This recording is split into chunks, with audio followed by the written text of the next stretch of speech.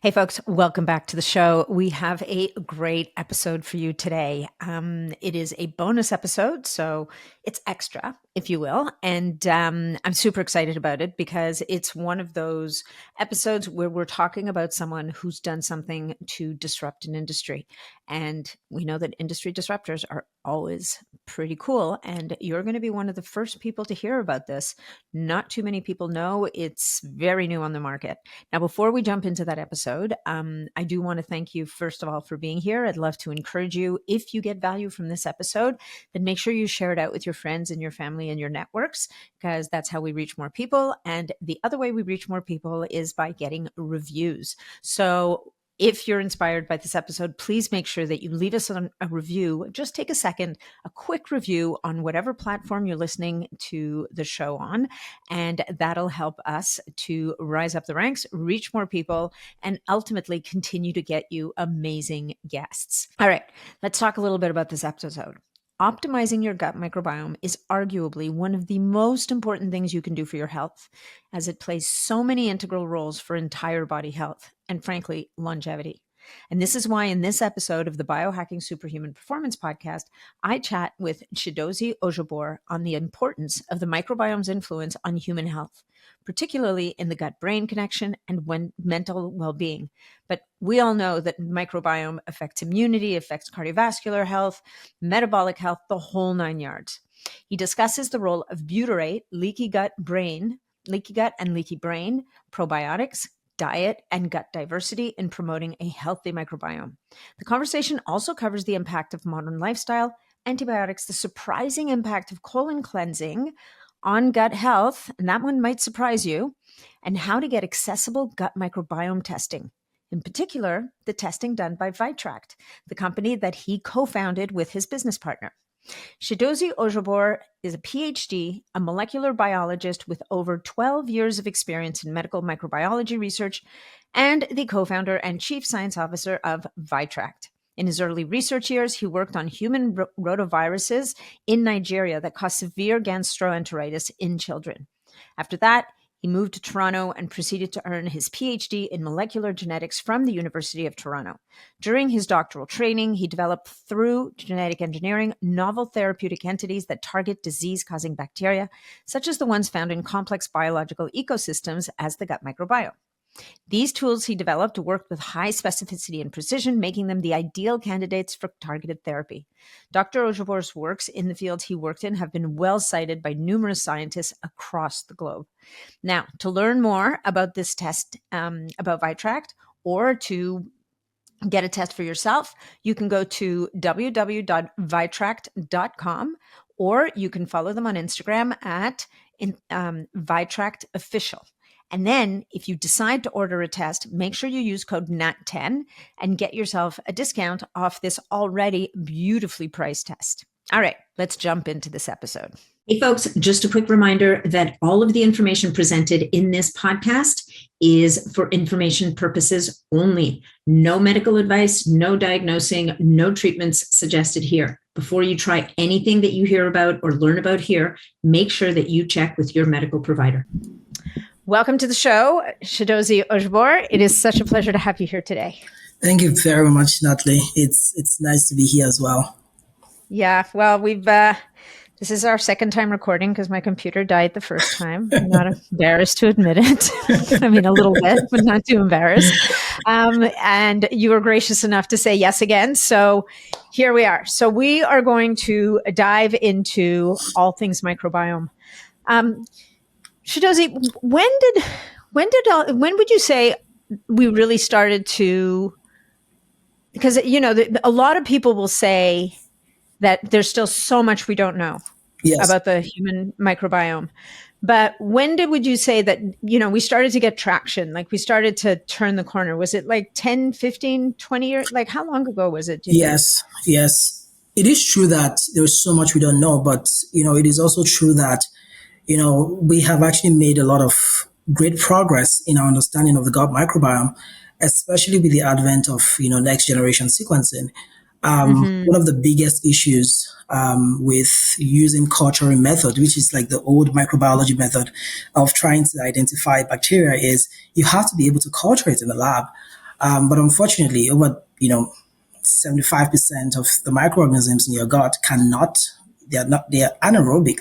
They cannot be cultured So they die. exactly in Right. the presence of Oh my oxygen. God. And so what happens is that we had to like start figuring out, better ways to really understand them. And that's why, the advent of the next generation sequencing brought a lot of progress to the field. So now you can, actually go and identify the DNA of the bacteria. And by finding the DNA of the bacteria and doing a lot of post sequencing processes, bioinformatics and all that, you can identify the type of bacteria that's there, even down to species and strain level now. It's remarkable. Yeah, that is remarkable. So before we dive any deeper into this little world, why don't you tell us a little bit about how you came to be in this world? Because you have a pretty good story. I remember from the first time we recorded, we have a great story. So I'm like, okay, we can't leave that part out.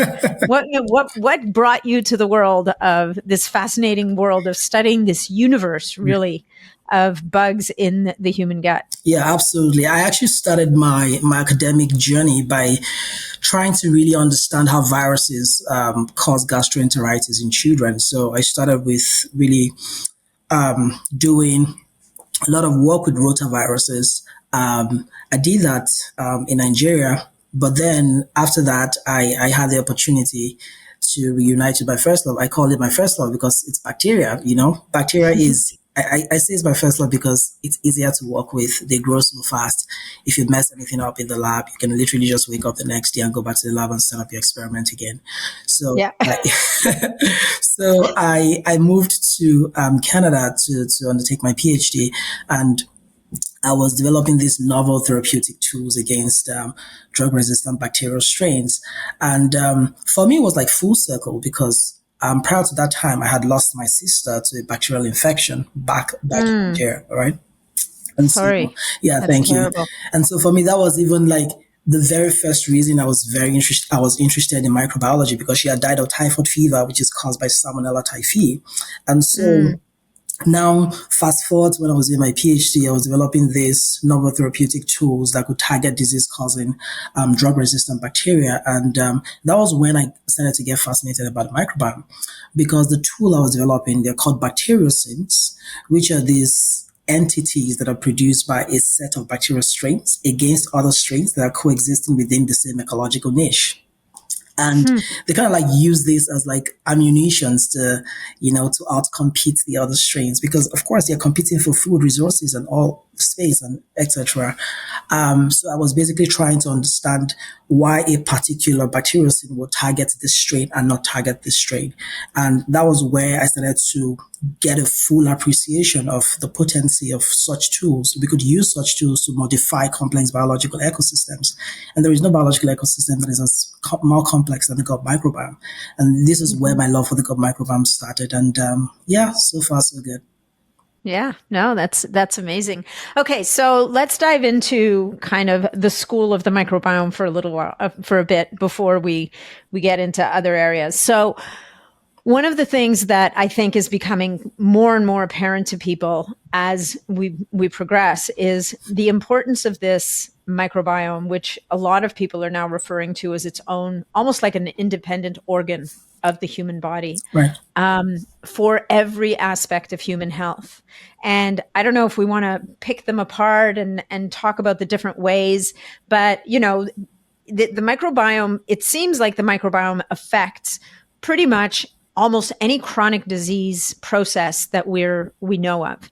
So whether it's cardiovascular disease or the immune system, where a lot of people will talk about, your immune system lives in your gut, mental health, even neurodegenerative diseases, there's becoming a lot of links. Maybe talking a little bit about that two-way highway, the vagus nerve that Mhm. runs between. It used to be that I think it was widely accepted that the brain would send messages down to the gut, let's say. Yep. But I think what's come out more, in more recent history Yeah, is, wait a minute, there's messages being sent back the other that's right. way. Right? So Right direction. maybe, did you want to maybe talk a little bit about how the microbiome really gets involved in all these different things, like whether it's how we manage our blood sugar, or whether we're gaining weight or losing weight, like all of these different things. How is it that these bugs are involved? Yeah. So Yeah, absolutely. Yeah, it's a great question. It's also a big question because you know yes, you don't have to go deep on everything.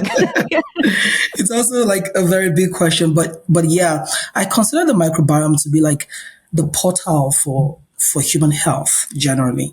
And as you said, it plays a huge role in almost everything: cardiovascular health and mental health, metabolic syndromes, name it, all of them, because there's trillions of organisms that are existing in that that niche, and it's not just about the type of organism that lives there. It's about what they're doing there. All right. So we know Mm-hmm. about the beneficial organisms.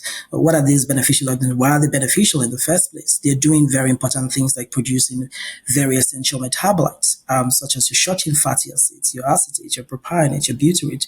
We know of the role that they play in human health generally. Butyrate, for example, I call butyrate a very key marker of health.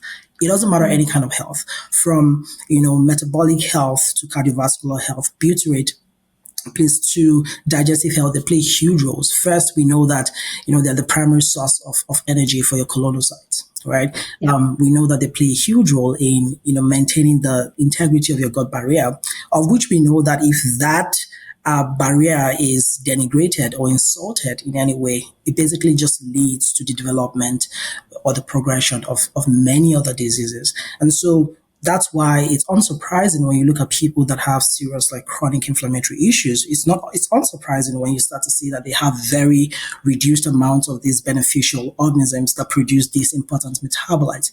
And so one thing to always think about in terms of how the microbiome connects to all these forms of health, which I'm pretty sure we're going to dive into shortly, is it's beyond the taxonomic profiling. It's beyond just the name of the organism that's there, the type of the taxon of the organism that is there. It's also about the functional level. What are they producing? They produce beneficial metabolites. Some of them also produce metabolites, which when they accumulate in the intestinal tract can cause problems. Okay, so let's drill down a little bit on the mental health side. I know that, I mean, there's an increasing number of studies coming out linking people with disrupted microbiomes Right. and, for example, depression. Right. Right. And is that due to specific species that are either overrepresented or underrepresented? And I think that overrepresentation, underrepresentation is something maybe you could speak to, because I think very often it's not as much a question of good and bad, Yeah. good or bad, as it is proportional representation. Yeah. Like even the bad guy, even the so-called bad guys have a place. That's right. But it's when they overgrow, or when they become more dominant, that we get into trouble. So is there, are there specific things that people need to look out for example, with things like depression? Because I believe, and there's someone in my life who's suffered from quite a lot of mental health issues, who finally started to has been able to figure out a way to change their diet and improve things, and is actually starting to feel better. And this is over and like beyond what medication has done for them. That's wonderful. Yes, absolutely. I mean, the gut and the brain are connected in very remarkable ways, primarily through three different systems: your neural system, your endocrine system, and your immune system. And what I mean by that is that your gut microbiome is modulating all these different systems in ways that they send signals and make communications to your central nervous system. And of course, the gut microbiome itself, the gut itself has its own nervous system, which is called the enteric nervous system. And we've seen this, and you mentioned people, for example, that have depression. We've seen this in people that have depression. We know that a lot of people that have depression, depression tends to be associated with a compromised intestinal barrier. And in which case, one of the things that we've seen in academic literature is they tend to have, depressed people tend to have low levels of, these short-chain fatty acid producers. But the consequence of that is that certain things are then able to cross from, the gut to circulation, things like, food particles and pathogens and, some of these metabolites, they cross over to the other side and they instigate this, chronic, inflammatory state, which is not beneficial to them. And so at the immune state, we tend to see symptoms like neuroinflammation in people that have depression. And the whole idea there is that because you're experiencing intestinal dysbiosis, it is causing some sort of dysfunction at the immune level, which is then crossing from your gut down there to your brain. And we also see, very interesting things. It's not just depression. We've seen this even in children that have autism. We've seen, an enrichment of certain, bacteria in the intestinal tract of these children. An example is Clostridium and Desulfo vibrio, and these are organisms that we know produce high levels of things like propionate, which is also a short-chain fatty acid. Interestingly, propionate is able to ride on the vagus nerve from the gut down to the brain, and when it's in the periphery of the brain, we know that an overproduction, an overabundance of things like propionate actually contributes to the deficit in behavior that we see in autistic kids. And these are interesting. We also see things like, when they produce toxins like tetanus toxin. We know that tetanus toxin actually can cross the blood-brain barrier and cleave things like synaptobrevins, which are these synaptic vesicles that are important, for, the neural development. And these are things that we see that are deficient in children that have autism. So the gut and the brain are, super, super related. For depression, we have, seen over 500 research papers actually that pinpoint the role of the gut and the brain in people that have depression. Another interesting example that I can think of here is the role of things like lipopolysaccharides. The people we've seen in studies that individuals that actually report that they have depression tend to have high serum levels of LPS, which also correlates with high levels of fecal LPS. Now, what are these LPS in the first place? They're endotoxins. So you look at a certain group of bacteria, the gram-negative bacteria, the outer component is made up of these lipopolysaccharides. And these lipopolysaccharides are primarily made up of lipid A and oligosaccharides. They are highly pro-inflammatory. So in situations where you have an altered gut barrier, what happens is that these lipopolysaccharides then gets to the other side of the intestinal tract and make direct contact with the lamina propria, which is where most of your immune cells are resident. And then that causes that kind of storm, that uncontrolled pro-inflammatory reaction, which we tend to also see to be reported in people that have depression. It's a fascinating relationship.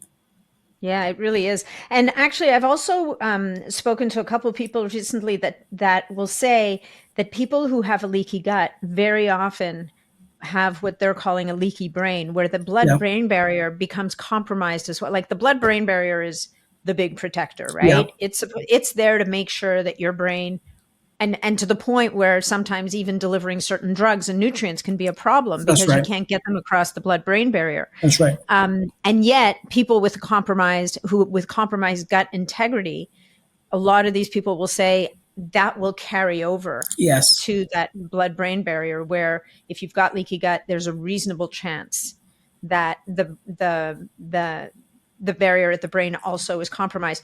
Is there, there are strategies people use to repair the gut. Yeah. Do the same strategies work to repair the blood? Like, will they also repair the blood-brain barrier, do you think? Or yes. So the problem is upstream of that, especially when you're talking about the gut and the brain in terms of, the gut-brain connection.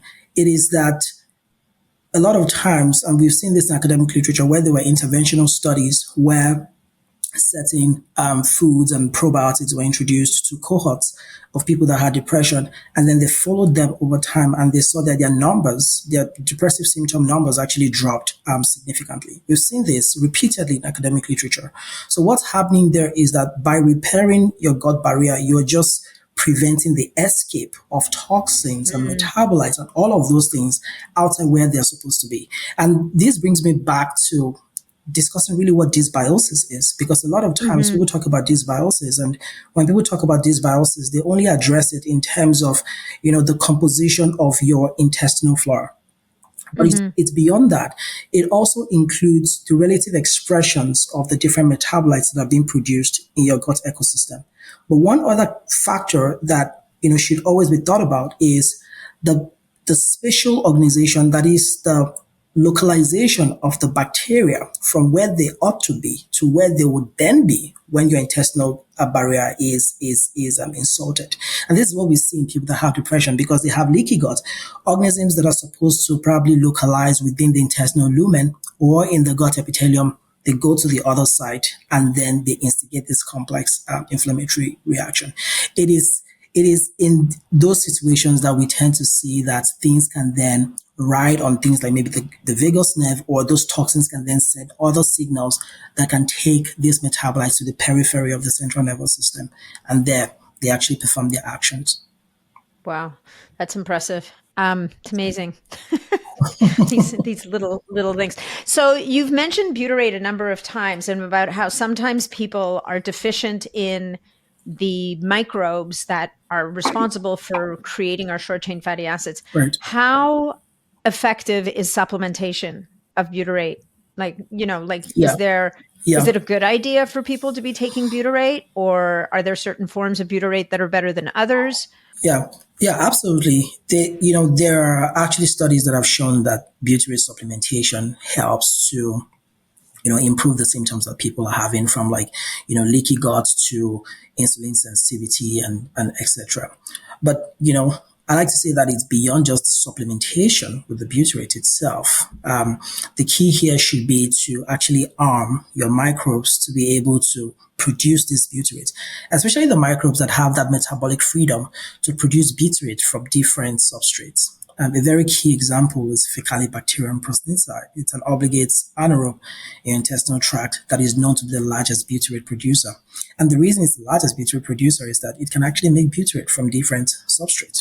It can make Hmm. butyrate from acetate. It can make butyrate by just, you know, fermenting your dietary fiber. And so, and there are foods, we know that supplementation with certain probiotics actually also lead to concomitant increase in those bugs in your intestinal tract. And so we always encourage that people take prebiotics and food and some of these probiotics that are known not just to increase the abundance of the probiotics themselves, but they also help to increase the abundance of other beneficial organisms within the intestinal tract. Okay, well, the obvious next question is, what are the foods? What are the things that people need to make sure are in their diet to try and, as much as possible, encourage those species to Yeah, make give them what they need to make butyrate. And I guess the other question is, if you're deficient in that particular spe- species, which I can't remember. I think it's fecalo something or yeah, other. I Faecalibacterium. didn't. Yeah, It just rolls off your tongue, and I'm sitting there trying to memorize it phonetically. um, but is it better to supplement the fecalobacterium themselves, or do you want to feed them certain foods, or yeah, both? Because I know for me, for example, I was very low in Akkermansia, like I almost yeah, had none. It took me 3 months of supplementation with Akkermansia and certain nutrients that we know feed the Akkermansia to really kind of help that population to yeah. reestablish itself. Yeah, it's a good question. I mean, the problem is that you can't actually buy Faecalibacterium in the market Because it's because anaerobe, right? it's an anaerobe, Yeah, and so yeah, yeah. it's very very difficult to grow. And so, which means that you tend to supplement them with food that actually increase the abundance in the intestinal tract. And we know that one major dietary source is fiber, right? Mm. Because Any they fiber? from fiber from grains and seeds and fruits and vegetables, soluble and insoluble fibers. Oh my God. Faecalibacterium have been shown to actually be able to produce butyrate from them, Okay, and we not have a just butyrate, problem. other short chain fatty acids as well. Other things that a lot of people consider. Are you there?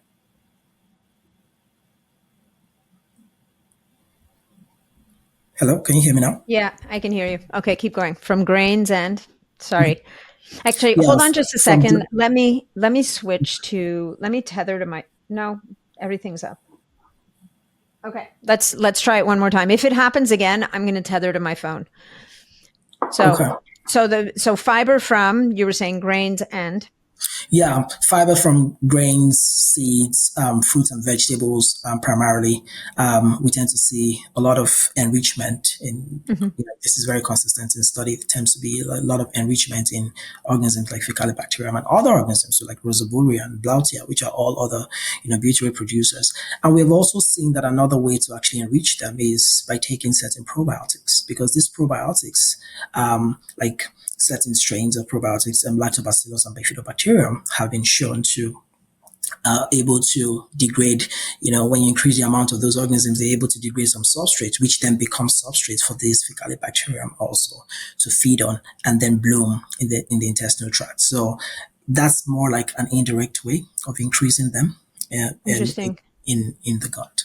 So when you're taking a probiotic, so again, so probiotics is another one of those things that I mean, it's pretty widely accepted that probiotics is a good thing, but Yeah, over the last little while, people have been talking about, well, you can't just blindly throw any probiotic in and think it's going to be good for you. that's correct. And also, a lot of people will say, well, you've got such a huge number of both in sheer numbers and also in diversity in the gut Yeah. that probiotics is like a drop in the bucket. It's barely relevant. Do you want to speak to that a little bit? Like in terms of, what makes a good probiotic and we're going to talk a little bit later about how do you know what probiotic you need and what you may Yeah. not need? Yeah. Yeah, absolutely. I mean, you have to, and this is why we encourage people to actually, be very, very careful when they're selecting the probiotics they take, because you have to be very, very definitive, even down to the strain level when taking probiotics, because probiotics belonging to the same species, to different species, but the same genus can actually have opposite effects. We've seen this, for example, in people that have that are trying to lose weight, the association between probiotics and things like obesity. We've seen that certain probiotic like Lactobacillus paracasei or casei plays a huge role in weight loss. Whereas Lactobacillus reuteri, we've seen in academic literature that it actually has the opposite effect.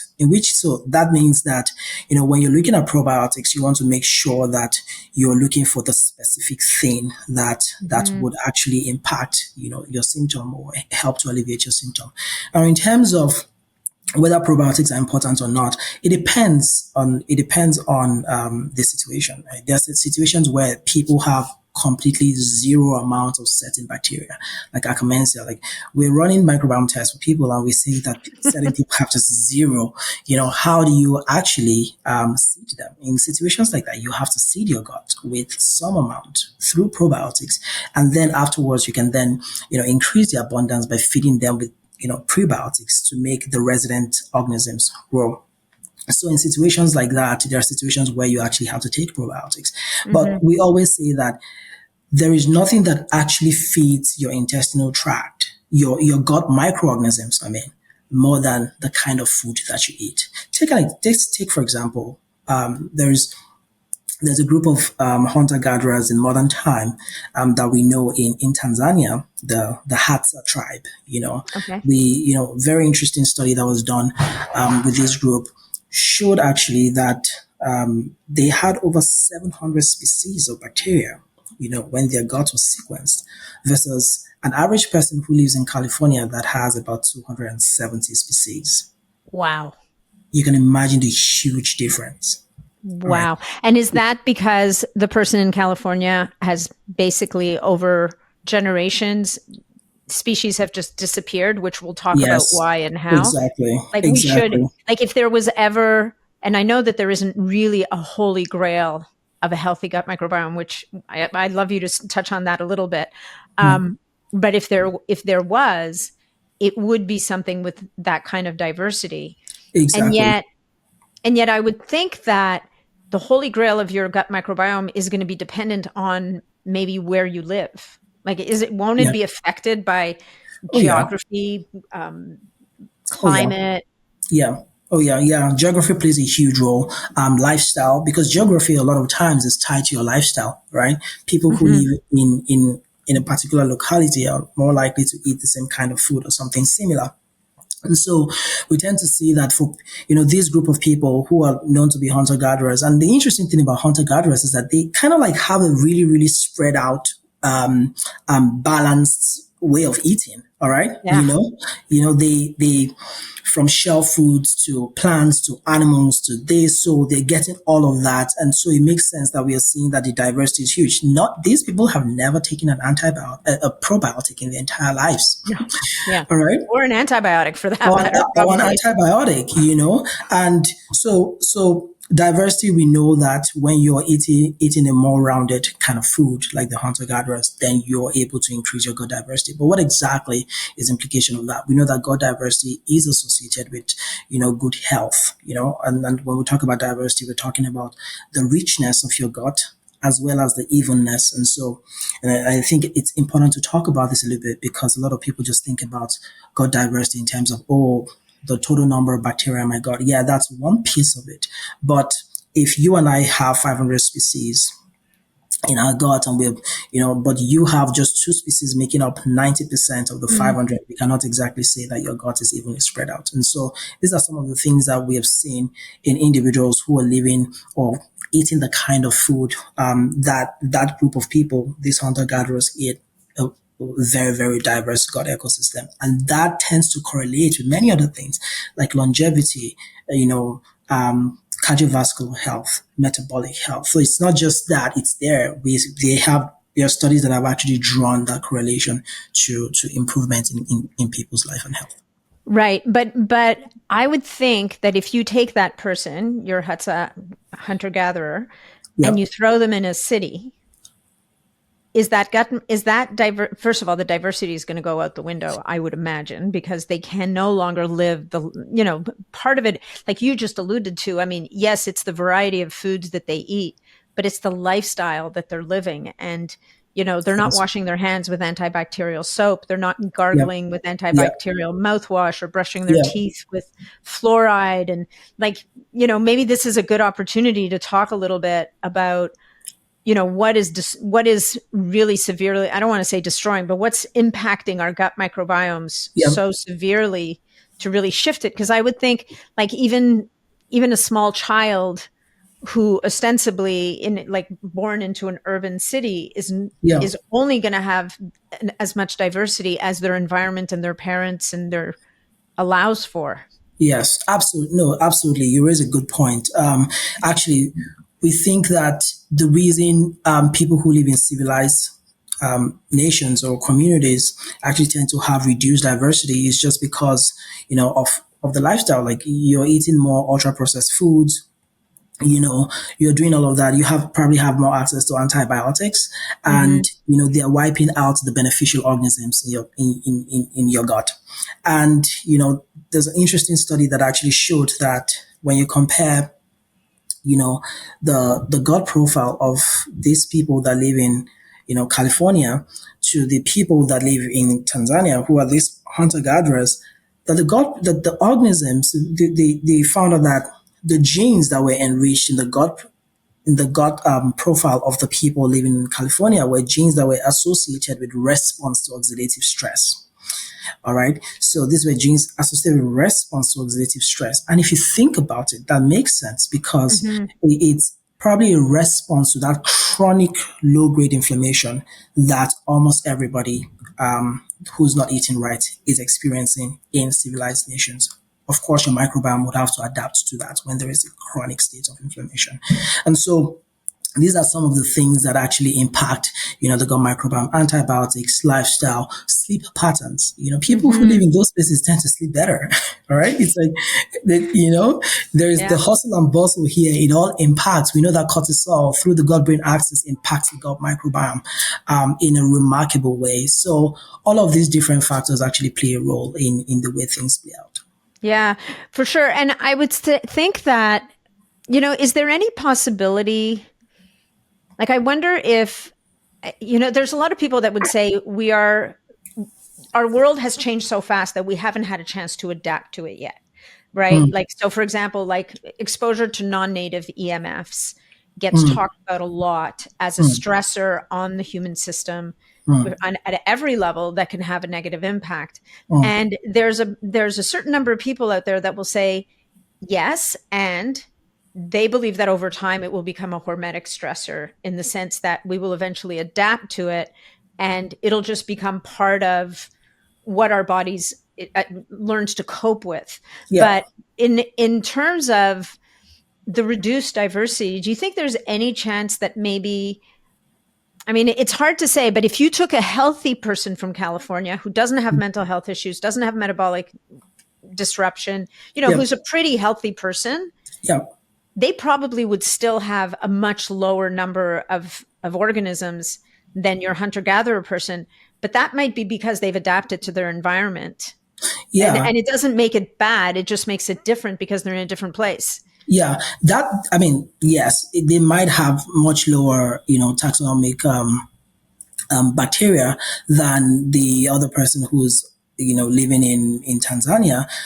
But it also doesn't necessarily mean that they're less healthy, that someone living in California is less healthy. And I think it's important to mention that Yeah. because we have to think about the microbiome at the functional level as well. So Mm-hmm. you and I can actually have different, taxonomic profiles, but at the functional level, we are more similar than dissimilar. So bacteria, you have bacteria A, I have bacteria B, but both of them are producing beneficial metabolites. And so that's also something to think about, and I think that is why we're very excited about the progress that we are seeing in next generation sequencing, where we can go beyond just looking at taxonomic profiles to then measuring the things that these organisms are producing and looking Mm-hmm. down to even strain level. Because for example, when you're looking at the microbiome at the strain level, you can identify strains that are environmental isolates from strains that are clinical isolates. So you have a species, but you want to, if you drill down to the strain level, it can give you a sense of the source of that organism. So to your point, some of these guys are not washing their hands. They're not taking all those things. Some of these organisms are probably going to be picked up from the soil. Mm-hmm. While they were farming and they're going to ingest them, those organisms will, find a place in the gut, somehow colonize there and then thrive. And then over time, that becomes a thing. So it is a very, very complex evolutionary process. And of course, you can't take away space and time from evolution. So the adaptation you speak about, yes, it would happen, but it's very difficult to measure in a short period of time Yeah. because this is something that happens over a long period of time. Yeah, no, for sure. I just think like, and one of the things you mentioned, which I think is so fascinating, and I feel like we often underestimate it in other areas of the body as well as the gut, is that there's redundancies built into the system. Yeah. We don't rely on just one pathway or Yeah. one microbe to Yeah. produce our butyrate. We don't That's rely on, right? And so I think that's why that holy grail of the perfect gut microbiome is never going to, it'll never materialize, because mm, it's almost like you'll have however many people who all have a good functioning, well balanced gut yeah. that brings them good health, but they're all going to look different, Yeah, exactly. They're right? going to look different, especially at the taxonomic level.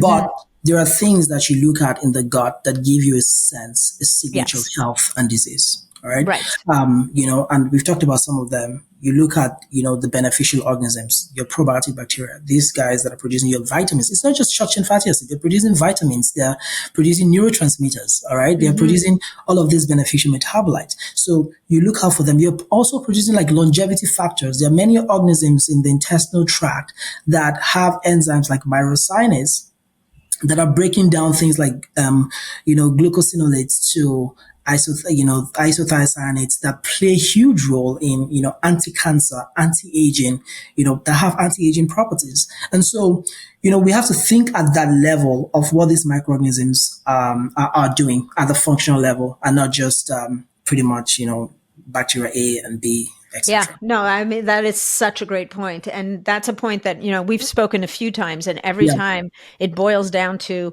yeah, figuring out who's there is great. But what you yeah. really want to know is, what the heck are they doing? And they What are doing? they making? Yeah, exactly.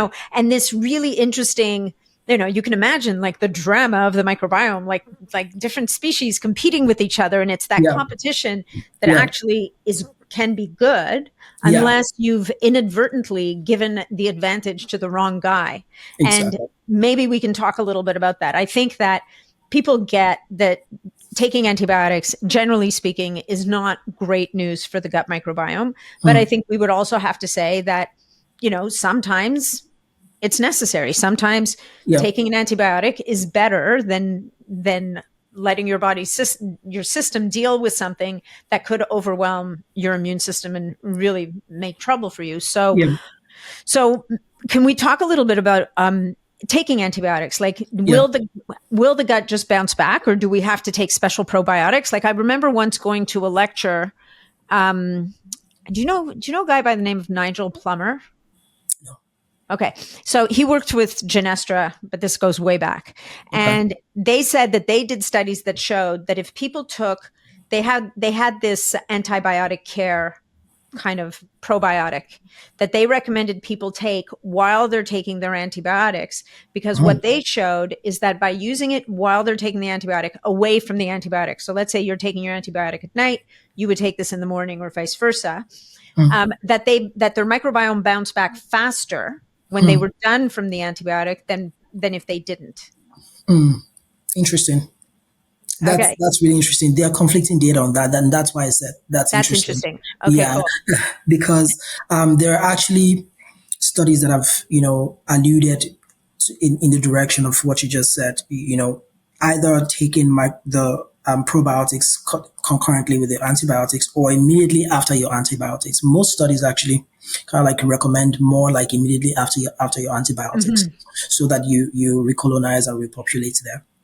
But there's actually a recent study that showed that actually it made things worse for that individual.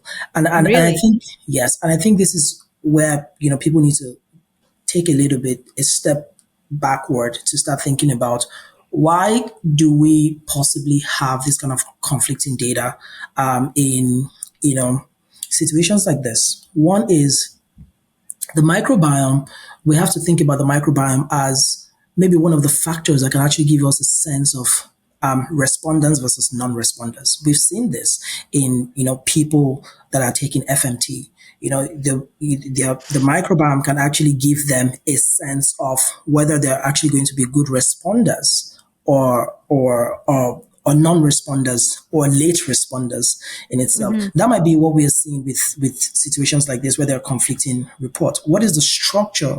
What is the actual structure of that person's microbiome prior to taking the antibiotics? So that might actually influence what happens after the antibiotic regimen. And one of the ways to also think about a healthy microbiome is the resilience of your gut microbiome. A lot of times when you take antibiotics, especially for a short period of time, your gut ecosystem will go back to what it used to look like. Hmm. Except if you're taking like prolonged regimen of antibiotics, studies have shown us that that actually has a way of disrupting your gut profile, such that it can actually give space for other antibiotic resistant pathogens to then start to bloom, or other organisms that were not there before then. Right. And it won't bounce back. So how long typically is long? Like, typically a person gets an antibiotic course, I don't know, like a week to, I mean, it's been a long time, but let's say a week Yeah, to 10 days, yeah, generally speaking. But, are you talking about things like, for people who have like cystic acne or something, and they get given yeah, these antibiotics, like long term yeah. systemic antibiotics, like, are we talking months? It takes months kind of to disrupt that Yeah, balance? and people are different. It also Hmm. depends on whether people have other comorbidities too. So you might actually be taking antibiotic, and the antibiotic is doing its job. It's clearing the pathogenic organism that you're taking it for, but you have another maybe non-infectious disease that's probably pro-inflammatory. That can, at the same time, you might actually be experiencing a lot of inflammation that is further breaking down your intestinal wall. So yes, the disease causing pathogen is not there, but then something else is happening on the under the surface that is also setting, the stage for development of further disease. Mm-hmm. And so it's difficult. But what we know in academic literature is we know that prolonged usage of antibiotics, like 1 year usage and above, actually plays a huge role, huge. And we've seen this, for example, in children that, that take up to, there's a study that showed that children that take up to 6 rounds of antibiotics recurrently between the ages of 0 and 2, they are 35% more likely to develop autism than children who do not. Wow. Wow. Wow. Wow. That's crazy. That's, I mean, So, that is, I mean, we could say that that's more correlation maybe than causation. Because could we say that maybe the reason why they need so much antibiotic might also be underpinning the oh yeah, development of autism oh down yeah, the road? it's I mean, it's it may be a chicken or the egg thing, but it doesn't yeah, help. yeah. That's for sure. It's obviously more correlational. We've seen this in depression patients too. Like we've Mm-hmm. seen studies that have shown that, the more intake of antibiotics actually, predisposes you to development of depression. Yeah. By comparing the odds ratio in the two different groups, people taking antibiotics versus people who are not. Well, you brought up such a good point about the resilience of the gut microbiome, right? Because I think that, I mean, definitely when I was working more as a nutritionist, I would occasionally come across people who would say to me, ever since I had this, like they would Mm, refer back to a health event that required them in some cases to take an antibiotic. And it wasn't for a year, but let's say it was for a couple of weeks or a month. right, But they felt like something shifted at that point and they were right. never able to really fully recover. Mm. And, could it be that in those individuals, they were less resilient, like their microbiome wasn't in that great shape to begin with? And then the antibiotic was kind of like the final straw. Yeah, I mean that's a possibility. We see this with people that have post-infectious IBS, Mm, and I say this that, you know I would say that about 60% of people that have IBS actually developed IBS after a pathogenic infection. Maybe, okay.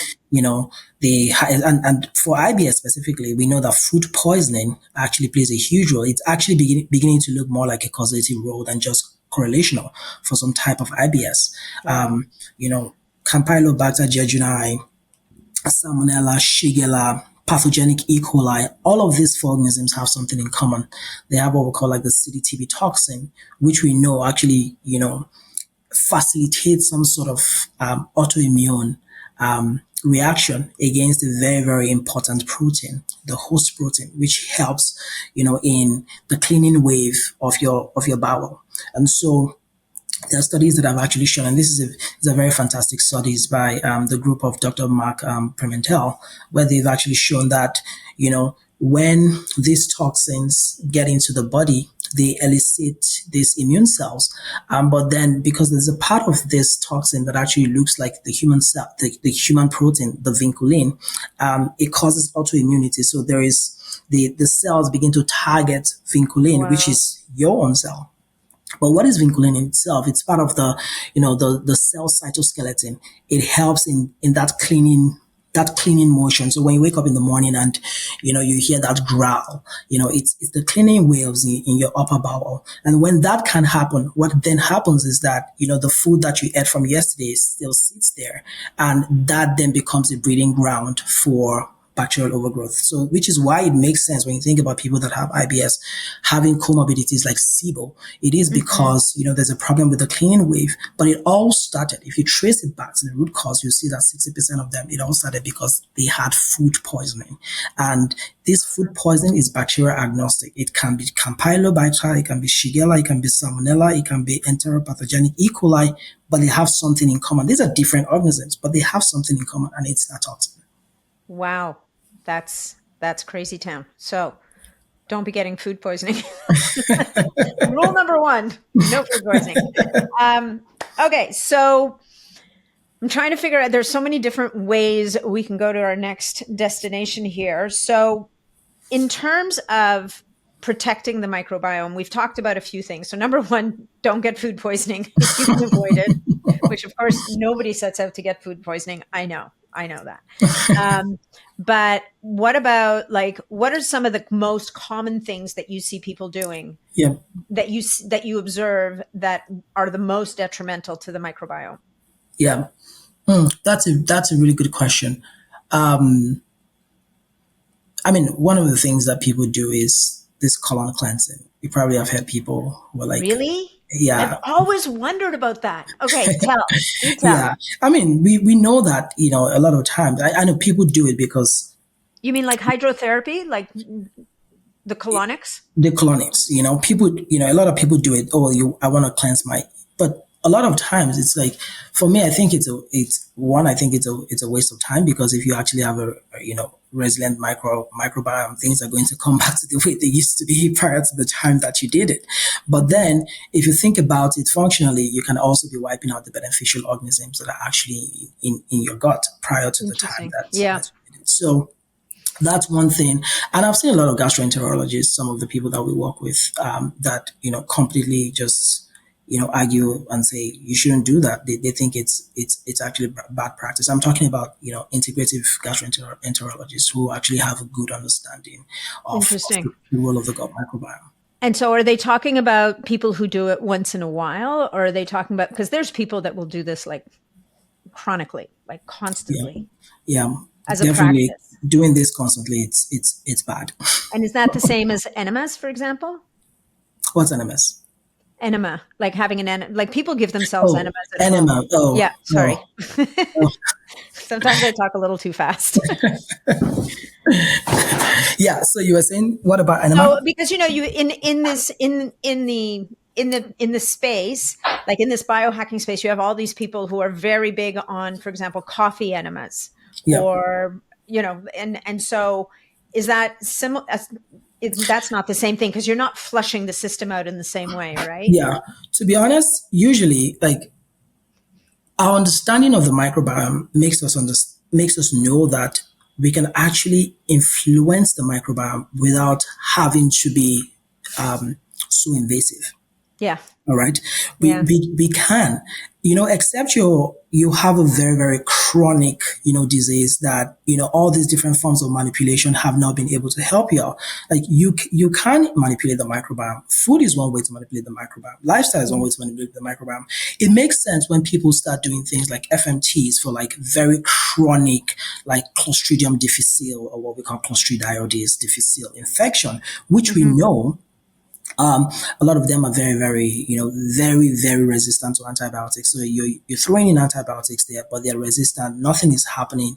But, even FDA approved Rebuta, November last year, which is, FMT therapy for Clostridioides, difficile infection. yeah, So except you are at that point where every form of manipulation that you have tried doesn't work, then with the guidance of a practitioner who knows how this is done, you can try it. yeah. But I wouldn't encourage anybody to just do anything blindly. There's a lot of things out there.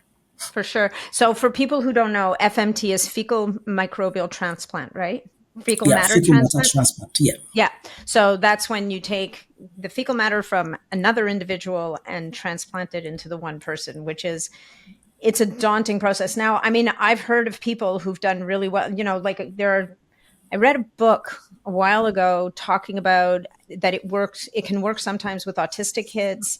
yeah, It can work in cases of like Crohn's and ulcerative colitis for certain people. So these yeah, are people who have like major disruptions, yeah, and there's almost like no balance to be found anymore. And yeah, it's a bit of a Hail Mary, right? I mean, I yeah. don't think anybody takes it lightly, to your point. No, yeah, exactly, It exactly. behooves Like, us to yeah, try everything else first.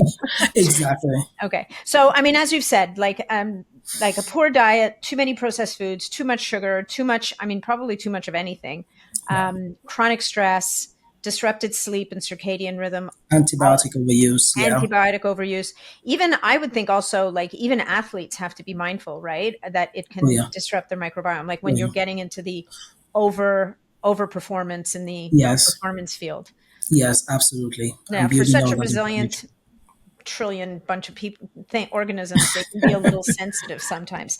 I know. Okay, so let's talk about testing, because that's the field that you've gone into. So Yeah, you're sitting there doing your thing, and all of a sudden you decide, all right, what the world really needs is the right test. yeah, And maybe talk to us a little bit about that transition that you've made. I mean, you're yeah, still in academia, but yeah, you've also now got a foot in this yeah, other space, clearly because you detected a need or a yeah. void. Absolutely, yeah. So I co-founded a company named Vitract, and what we're basically doing is we're providing gut microbiome tests to individuals and clinicians primarily who are interested in improving the gut health of their patients. And primarily, the reason why we got into this space was that one, we wanted to. We feel like there's a litany of evidence and scientific knowledge that we know about the microbiome and how it relates to different kinds of diseases. And we thought that it would make a lot of sense to actually try to condense some of those things into tools that clinicians can use to better understand the gut health of their patients. So that was the first reason why we thought about building the test. But the other reason, which is very, very pivotal in clinical setting, is affordability. Almost every single microbiome test that is out there is unaffordable, you Mm-hmm. know, and adding to the fact that all of these things are out of pocket. All right. So if somebody has to pay 400 US dollars or 600 Canadian dollars to do just one test, how are they going to retest? In the near future, because the best way to actually use tools like this is you try them now prior to interventions. You use those natural based interventions, and then you go back and then test again and see if there are shifts, and also see if they correlate with the symptoms that you're having. So we built this test, one for to improve how comprehensive microbiome tests can be, but secondly, it is to make them affordable. And it's a 16S ribosomal RNA test, which is we use the 16S gene of a bacteria to actually identify the bacteria. So all these bacteria have 16S genes, and which make them unique. So bacteria A has a unique 16S gene, the other one has a 16S gene. So by identifying the 16S gene and then doing a lot of post-sequencing processing, we can identify which bacteria is which and identify them down to their species level. But we just don't show you how much bacteria is there or what bacteria is there. We show you the relative abundances of Mm-hmm. all these bacteria. And then we also stratify them into beneficial bacteria, that is, bacteria that are associated with health versus bacteria that are known to be associated with disease. So we stratify them into probiotic bacteria, commensals, and pathobionts. And probiotic bacteria are the beneficial organisms, like Nathalie and I have been talking about them through the podcast. They're producing all the short chain fatty acids, all the vitamins, all the neurotransmitters, all the longevity factors, all the detoxification factors, etc. Your common cells and your gut to establish that homeostasis, your anti-inflammatory states, etc. Your pathobionts are organisms that live harmlessly in your gut, but when they overgrow, they can actually set the stage for the development of disease. An example is the sulfovibro. If they overgrow, we know that you can have a bloom, an accumulation of hydrogen sulfide, or there are organisms that can cause an accumulation of methane, and all of these things can actually pose set the stage for disease development and progression. So we show you all of that. We also give you insights into the metabolites that they're producing, and then we tell you how you compare to other people who have taken the test. But lastly, we we give you a sense of the dietary recommendation, which is personalized to you based off on your gut microbiome results. And these come in the form of food, prebiotics, probiotics, supplements, and lifestyle changes. Mm-hmm. Yeah, no, it's very comprehensive. I think one of the many things that I love about it is you even link to studies. Yes, So you're very transparent in the sense of, and I think it's important in this space because things are moving so fast, right. that it's, like I can't imagine how many papers you read on a regular basis, Yeah, but things are moving so fast that, right. you almost have to show people where it's all coming from, so that if Yeah, you have to make a shift or a pivot somewhere, you're able to kind of back it and go back and say, oh, well, this is what this was saying, but now it says this. But the thing that you touched on that I think is really interesting, because we hear from some of the B to C tests, like business to consumer tests, straight to consumer tests that are out right. there. you'll have a few people doing it together and they suspiciously seem to get the same recommendations Yeah. from each other. Yeah. And this came out in the call that we did together with my community. And they Yeah. were like, well, I did test, and I'm not going to name it, test ABC. And everybody I know who did that test got the exact same recommendation. So, and so, they're a little suspicious. And you Yeah. basically came out and said, look, the reality is that in many cases, they're not that personalized. They're giving Yes. more general. And it's not to say that people don't get benefit from it, because if you get someone, let's say, who's on a SAD diet, like your Mm. standard American diet, Mm. any recommendations towards real food is going to benefit them. That's right. But you guys have definitely taken it up a notch. And we've done my test twice now. We're going to do it a Right. third time. And I Right. keep thinking that, you're eventually going to give me permission to eat more meat again. Like, I'm not cutting it out completely, but there's stuff going on in my gut that apparently I'm not supposed to eat a lot of meat, which makes me Mm. sad because I'm a bit of Yeah. a, And talking about meat, didn't you try the carnivorous diet recently? well, not recently. Um, I started leaning towards it. okay. It's too bad we didn't have your test like 2 years ago, because Yeah. I would say that 2 years ago I was eating much more of a Mediterranean based, which is Mm. that's my roots, right? I'm I see. Mediterranean. And Okay. so, as a matter of fact, I had friends who called me, to this day, they call me the veggie Nazi, because I was always making vegetables. Like, if I had a dinner party, there'd be like 5 different vegetables in addition to chicken, fish, or meat, or whatever on the table. And then Yeah. I mean, I got influenced to a certain degree. Plus, it's Yeah. super easy to just Yeah. eat meat. I It mean, is. It is it much makes easier life a to lot eat. more simpler. But Yeah. I've never gone full carnivore for very long, Okay. to full Okay. disclosure. But I also feel, because in my gut, I didn't feel it, never really resonated with me. Having Oh, I said see. that, I slid into a pattern. And I think this is what happens to people. Like, you get really busy and you Mm. slide into a pattern where you fast a little bit too much because Mm. it's really Mm. easy, right? Mm. Mm. And you move towards more of a mono diet because, Yeah. again, it's simpler. Yeah. And it reflected in my test. Like, it was Uh, not yeah. my test, you guys, I'm never showing it to anybody, but it was not a pretty sight. The only thing to my, that I did well was, like, last summer I did a test that showed I had virtually no acromantia. And then Mm-hmm. by the time I tested with you, I had done 3 months of a certain supplement, Right.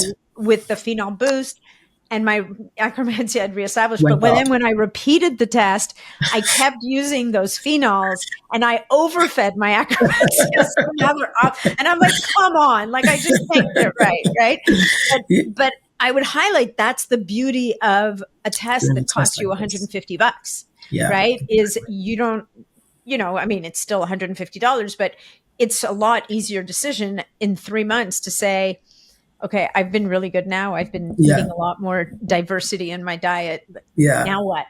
Yes, exactly, exactly. And yeah, I agree with you. This is one of the fascinating things about the test. You can try things out. I do a lot of experiments on myself, Mhm. Um, when I feel, that I have some sort of inflammation, I take my sample, I do the test because I mean the gut microbiome changes across two scales temporarily and more persistently, that's more permanently on a larger more long term scale. So sometimes when I'm interested in the short term changes, I just take different samples, run them. It's fun to look at, but for clinicians, we've seen them gain a lot of insight and I think where the biggest joy is if those insights actually correlate with the way you feel, Mhm. so Mhm. which is what we saw with you, and I think that this is one way for people out there who are listening to actually also, you can you know do a litmus test for it, for any test you're trying out. You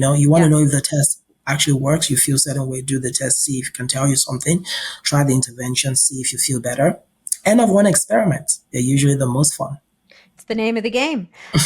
So what do you say? So a couple more questions. So Yes, absolutely. there's a couple of like red flash points when it comes to microbiome testing, and when Yeah. we're doing stool testing in particular. And so this whole idea that if I eat very differently for a few days, it's going to influence the expression of my microbiome, of what's going to show up in a test.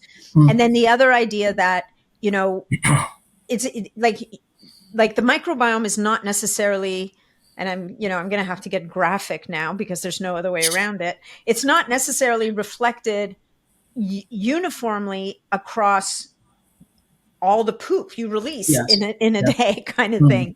And Yeah. so how do you know that this one speck, how do we compensate for this one speck? Like, Yeah. you know what I mean? Like, these are Yeah. the arguments Absolutely. that people make against Yeah. these tests. And Yeah. to me, it's I like any think. information is good information, but Yeah, I mean, there's two questions there. So I think the first question is, that short-term variability that you tend to see, and how that can actually have clinical utility. Like, I mean, a very good thing we just talked about carnivorous diet. Actually, one of the really interesting studies, associating carnivorous diet to the microbiome, placed two groups of people on a complete carnivorous diet, animal-based diet, and another group on a well-rounded diet just for 4 days. And in 4 days, they saw remarkable changes in certain bacteria for the people eating carnivorous diet. Bacteroides, Alistypes, Bilophila, these are all bioresistant organisms, which makes sense because bile acids are being produced to metabolize the fat that you're getting from the meat. This is just to say that in a short period of time, you can actually see changes. All right. But how do these kind of changes really correlate with the state of your health? Now, mm-hmm.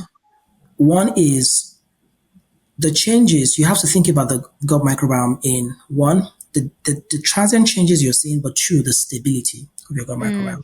Mm-hmm. So in an ideal world, you should be doing, taking 10 different samples across a short, like a space of like Okay. maybe 7 to 10 days and then getting a sense.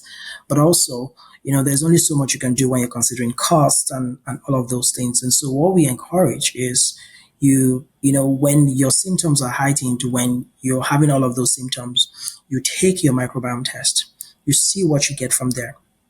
And then you try the interventions. Most people we work with are working with clinicians. So they try the interventions and you take it after 3 months because we know that 3 months is a good enough time for you to see some changes in your gut microbiome. And this Mm-hmm. differs from person to person. Some people are quick responders. Some people are late responders. Yeah. This is how you also learn about yourself.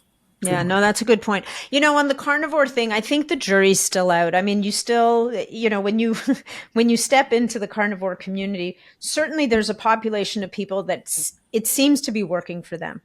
Yeah. And why and how that is, and there's definitely, like you said, after 4 days, you're going to see a market shift in one Yeah. direction, but who knows what the adaptations are over Over extended time. period of Yes. time, right? Yeah. And their microbiome is obviously going to look different than someone Yeah. who's an omnivore or someone who's a vegetarian or a Exactly. vegan. Yeah. But as we said earlier, it doesn't mean it's bad. It's just different. And Yeah. it's about how is it expressing in their health Yes. markers is going to be Yes. the truth. So, I think that at some level in the world, we need to move into a place where we can accept differences and be Yeah. curious instead of be oppositional, because the fighting between the vegans and the carnivores is It's epic. it's insane, but virtue in this sense I think lies in the middle. And we can borrow a leaf from back to the hunter gatherers who have a more well-rounded Hmm. kind of diet. If you're doing like extreme carnivore or extreme vegan, like you're going to see certain deficiencies in, I mean, this is irrespective of the different communities. The arguments is like, you know, being on the extreme side of things will actually impact, your, especially your microbiome. We know that the microbiome, for example, can be stratified into different enterotypes based off on your long-term lifestyle. If you're Hmm. eating more animal protein, more animal diet, we know you're going to increase the amount of your bacteroides. If you're eating more plant or carbohydrates, you're going to have more prevotella. And an overabundance of those things play a role in the way your body harvests food, metabolize substrates, produce in beneficial, harmful, Yeah. metabolites or toxins respectively. So, I think in my opinion, I sit in the middle and so far so good. My gut microbiome tests have been coming out well. For sure. Well, and I also, if we go back to the hunter gatherers, I think that if we think about it, there's probably times because of the way nature works, Yeah. where they are more plant-based, and Yeah. times when they're more carnivore, and times, you know what I mean? Like Yeah. it's like nature forces these patterns on you Yeah. because there's no grocery store to go to, you know? And so if you didn't catch a big animal Yeah. in a while, you're going to have to survive on something. Yeah. Yeah. And you may be adapted to fasting to a point, but you can't fast for 3 months and be No. Yeah. functional. Yeah. So you're going to eat what you can get your hands on that's not going to kill you first. And Yeah. then you'll go back and you'll catch something big, and you might gorge on that for a while. And then, Yeah. you know, I just think Absolutely. those patterns, but they're built out over a long period of Yeah. time Yeah. instead of being just one thing. One So thing exactly. yeah. Okay. So a couple more questions about Vitract, because I think people are going to be curious about this. How, aside from the personalization and the way you deliver your information, there's certain things you don't look at, right? Like Yes. to keep the cost where it is, and Yes. to give the type of information that you're giving. Yeah. You've really stuck to bacteria, right? Bacteria. Like you're Yeah. not looking at viruses and your favorite From virus. Java. Well, they Yeah. used to be your favorite. Yeah. You gave up on them for bacteria, but like the viruses and the yeasts and the Yeah. like all the other guys. Yeah, no, yeah, you raise a good point. Yes, so the 16S gene is only found in bacteria and archaea, which means that the Vitract test only, accounts for the population of the bacteria and archaea in your gut. And we decided to start with this, of course, for obvious reasons, affordability, but also because bacteria make up actually about 90 to 95% of your gut. So they're playing the hugest role in your gut health. So we thought we should start from there.